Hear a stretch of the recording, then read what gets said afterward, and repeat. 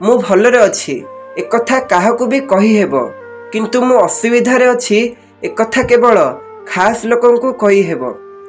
भावना को संभाली देले मन संभाली होई जाए, शब्द संभाली देले कथा संभाली होई जाए, कथा संभाली देले व्यवहार संभाली होई जाए, आउ व्यवहार संभाली होई गले अनेक संपर्क संभाली होई जाए। निज भल कर्म उपरे एते भरोसा रखि थाओ कि जेते बड़ युद्ध हारी गले भी पश्चाताप करने को न पड़े। जदि मुहरे थिबा हस पाई भगवान को धन्यवाद तुंड को आसुना ताहेले आखिरे थिबा लुह पाई भगवान को भूल देवार अधिकार किछि भी नहीं। प्रशंसा जेते कले भी चलिबो, हेले अपमान देखि चाहि कर, कारण ऊपर थिबा केही जणे देखुछि। प्रशंसा दो कि न दो, हेले अपमान रो मूल्य शुद्ध सह फेरई दबो। चालाक लोकंक पई पदे मु चुपचाप अछि, रागिबा कि खराब कहिबा शिखिनी, अर्थ एहा नुहे मु बक्का मनीष।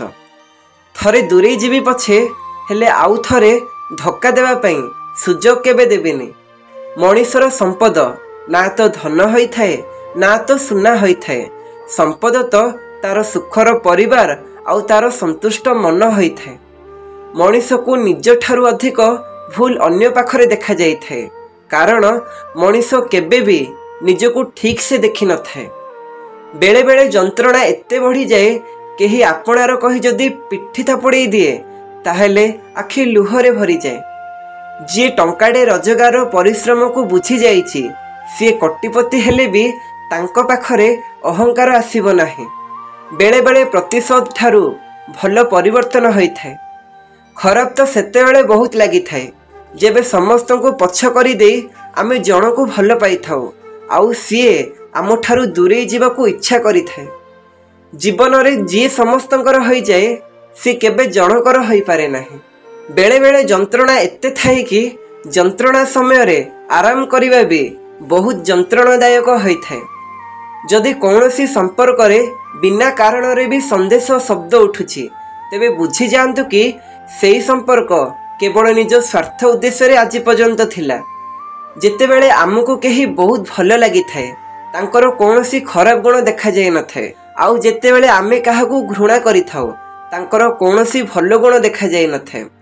जहार हृदय बड़ होई थाए ताकू दुख भी बड़ मिली थाए। सहजरे मिलिथिबा सफलता बस अल्प दिन पई परिचय देई थाए, किंतु कठिन परिश्रम रे सफलता सारा जीवन परिचय होई रही थाए। आपण सबु बेले खुशी रे रहिबा ही आपणक शत्रुंक पई जंत्रणादायक होई थाए। खराब लोक सेमाने नहंती जी आपण को एक कथा कहे कि आपण किछि करि परिबे नाही। खराब तो आपणक विचार जी तांको कथा को सत मानि नहीं थाए। जी जीवन रास्ता रे झुंटिबा को डरी जाए, सी सफलता रास्ता रे ठीक से चलिबा केबे शिखि पारे नाही।